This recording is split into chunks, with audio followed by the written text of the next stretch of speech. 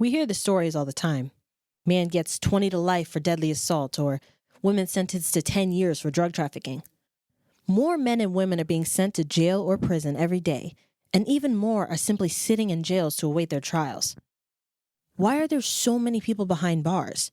And what really goes on behind those iron doors? Better yet, what happens when the people get out? The only way to know is to go straight to the source. This is Justice Uncovered.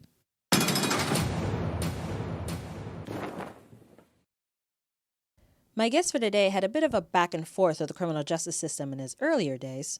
However, he hasn't been back there in 30 years.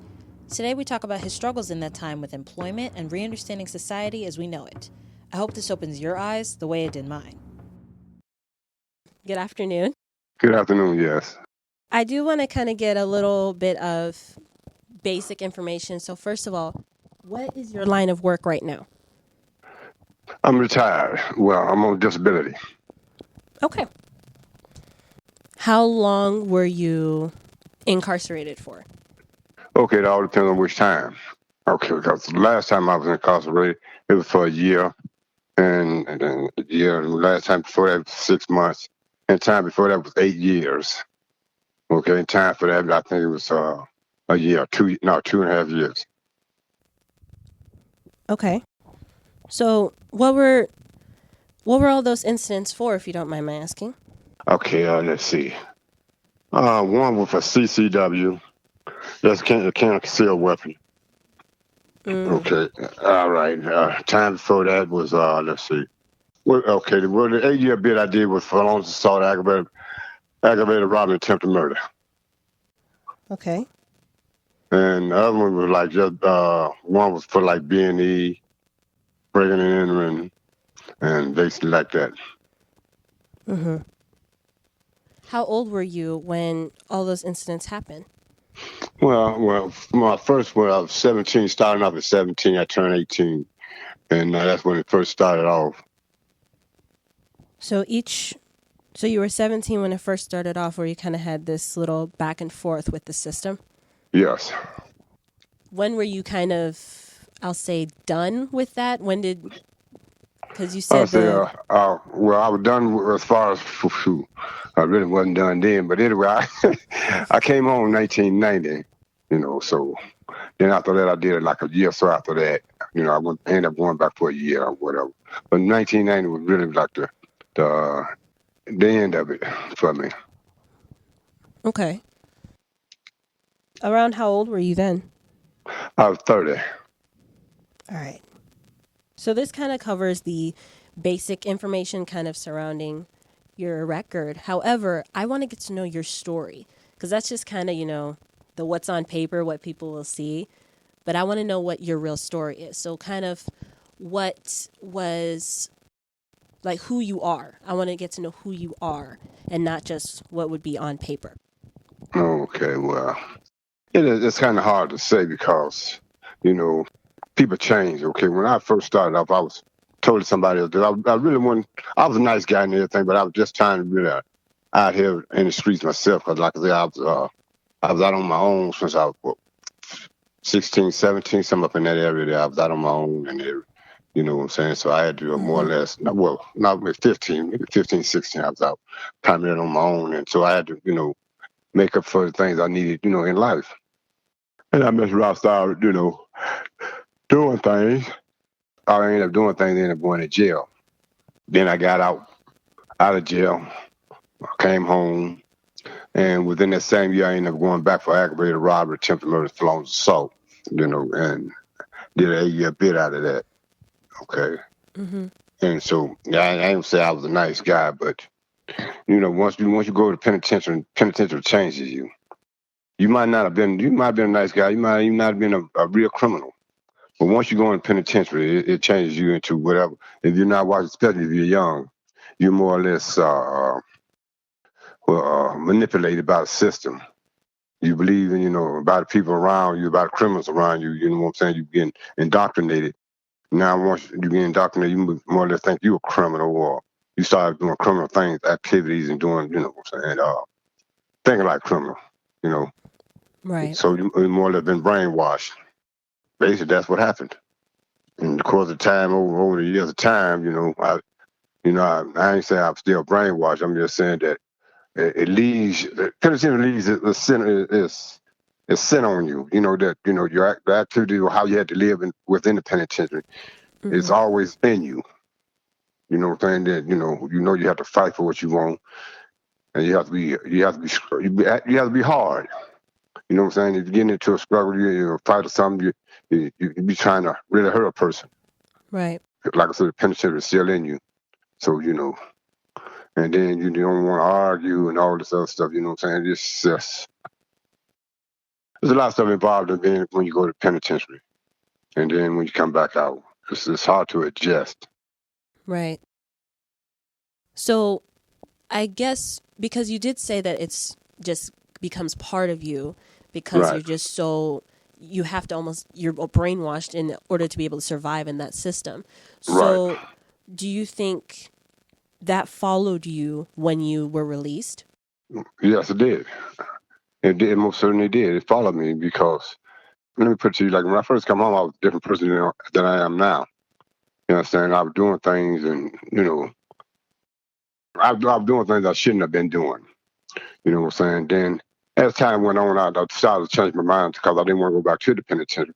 So I started doing other things and got me a job and everything. You understand? And, Mm-hmm. but I was out here robbing and so forth before I changed my mind. And then if I had a confrontation with other people, I gave them what they wanted. They wanted a confrontation. I gave them what they wanted. So so ended up changing my mind. More or less started maturing. That's why I would put it like that. I started maturing, started realizing that penitentiary, if I keep going this way, I might end in penitentiary for the rest of my life. So I started changing my mind and started like, go and get you a job. Go and do this, do the things I need to do before I can stay out of the penitentiary. Because basically all it was about was survival. If you Right. got a job and you got money, you survive it. I mean, it might not be surviving like you want to, but you don't have to ask nobody for nothing. You don't have to, worry about nobody coming and take this from you and all this and put you in jail and all that. So I changed my mind. I started living a different lifestyle. Right. But penitentiary does brainwash you, especially if you're young. I can definitely imagine. Yeah. Especially after you seeing some of the stuff you've seen in there. You know what I'm saying? It's a horror show in there inside the walls. People die on a daily basis there. Yeah. Yeah. So even as you are now, because you have, it was a bit of a back and forth before you decided, no, okay, I'm done. I want to start living my life right. Do you think that that period of being incarcerated all those times, do you think it's permanently changed you? And if so, how? Well, it permanently changes because no matter what, you know the word recidivism means. It means to go back to. Right. You know what I'm saying? Okay, well, like I said, I was brainwashed in a lot of ways. You understand? But at the same token, that if somebody pushed me or really, go out their way to hurt me or push me in certain kind of ways, certain things, you understand? Yes, I would resort back to what I knew, what I learned in the penitentiary. But the anger would come up out of me, that I had in the penitentiary, how I had to survive and all the fights I got into to make it sure I survived. So yes, it would. It still has this lingering. It's still lingering there. You know what I'm saying? It's always going to be there because, like I said, you got to realize the trials and tribulation a person go through as far as inside the penitentiary. You know, you seeing guys getting raped, you seeing guys getting stabbed, you seen guys getting extorted, you seen all type of stuff. And then, you had these guys approach you and think they can do this to you, and what you had to do to stop them and make sure that you don't become a victim. Make sure you don't become a victim. So yes, it's gonna be there. It's always gonna be there. But then because you kind of made a determination to not go back, even though it's always there, you don't always give in to it in your everyday life. Right. Was there anything else that made that adjustment back into, society that made it difficult? Yes, society itself. The time doesn't stop. The world doesn't stop once you go to penitentiary. It still goes on. Even though there's repetitions in the penitentiary. Everything's more or less the same thing, same cycle over and over again. You see new faces here and there, whatnot. It's the same Right. thing, basically the same thing. But out here, it doesn't change. It changed out here. You know what I'm saying? New houses, new building, new people, and so forth. Kids and grown up, be adults now, and so forth. So when you come back from outside, from inside, you come out here after a long stretch. You okay? Give you a prime example. When I went to the penitentiary first, when I went to the penitentiary, did my bid, and came home, air Mm-hmm. was free. You used to be able to go to the gas pump, any gas station, and get air. It was free. I didn't know my sister had a flat in her car, and well, she needed some air. I went there trying to put some air in it and couldn't get no air. She asked me, "Did I put some money in?" I said, "Put some money in what?" I said, "Air free, ain't it?" And they started laughing at me because even though it was so small, it was a big change. Air wasn't free no more. So it's Mm. like I say, society, the outside world continues to move on. I didn't even know what a microwave was when I come home. So I didn't even know how to work one or nothing. Didn't even know what it was. I was still heating my food up on the stove. And the kids were going there, the kids were going there, heat their food up. It be steaming hot. And I'm looking at them. And I put mine on the stove and heat mine up on the stove. They didn't have microwaves when I went to the penitentiary. And when I come out, they got microwaves now. I didn't even know how to work a microwave. So yeah, it was a period of adjustment when I come home for me, to be able to understand what was going on and see society a whole lot different. Like I say, society kept moving. And basically in my world of my life, the years I was doing in the penitentiary, more or less stayed stagnated. So yeah, it's a hell of a difference. I can definitely imagine. Yes. Did that did that also apply when you were looking for a job? Because I know that you said you were that you got yourself a job afterwards. Was that process made a little difficult as a result of your time in the penitentiary? Yeah, it was because I had skills, but I didn't have the experience and a lot of things that I was applying for. So I went through a temporary agency to get a job, and from there, once I got a job there, I could and I worked there 6 months, and I could actually go from there and apply for other jobs elsewhere, and I was able to get a job. You know, I was able to go back into my field. And then for a while until, I got old enough, I didn't want to work that no more. So I came back out there and I started doing other things. But it was hard. It was difficult because they said, they got advertising, they telling the guys from penitentiary jobs. Yeah, but what kind of job? What kind of skill did you actually teach him while he was there? You got over 2,000 guys in one penitentiary. Now, during the course of that time, that 2,000, in the course of time of whoever bit there is. Now, I'm going to show you let me explain something how it works in the penitentiary. Mm-hmm. Now, say that you got a 5 year stretch. Okay, you got to do 5 years. And you apply for maybe auto mechanics. You want to go in and learn something about auto mechanics, okay? They won't give you that auto mechanic job until you about 2 years or a year or so on get ready to be released. Instead of giving you the skill and teaching you the skill, and maybe you can pick up one or two more trades, or why did some of them when you get out you can at least apply for 2, 3 different type of jobs because you know how to do these jobs. Right. They give you this job, this night send you to school, but mostly you be having jobs like you be working in the child hall, you be working on the field, you be working the coal mine, you might be shoveling the coal. You might be in a pig pen, shoveling the shit, cleaning out the pig pen, and so forth. Now, they do have trades there where they teach you how to cut up meats and all this type of stuff. Mm-hmm. But a lot of them jobs a lot of them places you won't get until you like 6 months ready to come home. Yeah, or maybe 4 months, or sometimes not at all. You know what I'm saying? So and then like I said, it's better. It's better if you let's say if you go there and got a job and go straight to whatever field you want to go to, your chance of getting an early parole increases. But they don't do it like that. They wait till you get you 3, 4 years, and then they won't put you in in the field that you want to go. By that time, you don't even want to go in that field because you don't found something else you want to do. Then they make you go to school. Then you go to school there. You go to school, try to get your GED. Some guys go to college, college there and so forth. I mean, it's don't get me wrong. They do help you in a lot of ways if you want to help yourself. But at the same token, though, it hinders you because they don't give you the stuff you really need. I'm saying like a lot of stuff is like outdated. It's Right. not, it's not up to date and so forth. So, you like kind of lost when you come out here. Right. And like you said earlier, because time doesn't stop in society, even though things are kind of stagnated behind bars. There's very large gap Right, between the two, because you're saying, okay, I learned this in the penitentiary, but it doesn't even apply anymore, and I was only in here for a year or something like right. that. Okay, right. And then if you come in the penitentiary for a year, you do not get to go to them trade schools At all. at all. No, no, you don't go. You don't get to those for the guys who doing a nice stretch. You know, 2 to 3 years, 3 years, 4 years stretch. The ones who doing like we call them short time, they ain't gonna be there but for a minute. So what's the use of teaching them this skill or all this? So they don't, like I said, some of them ain't gonna learn all everything they need to learn, and then. You gotta give it to a guy who really gonna be there for a year. So give him the skill, let him go home. But they ain't thinking about it. You get his short time skill, he can go home and not come back. Do you know how many people I have seen who with lack of education come back because they didn't do nothing, go out there and do the same thing they know how to do, or heard stories from other guys, and saying we're not done trying to apply it out there and end up coming back to the penitentiary. A Right. lot of them, yeah. So short timers is just needed just as bad as long timers do.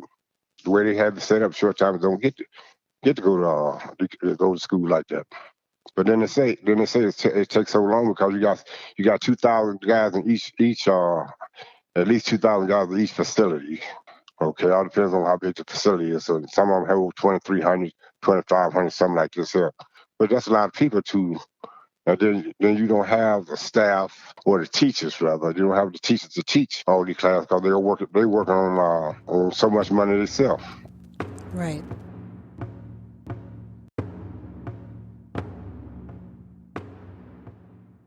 I need to stop here in order to provide some context to this interview.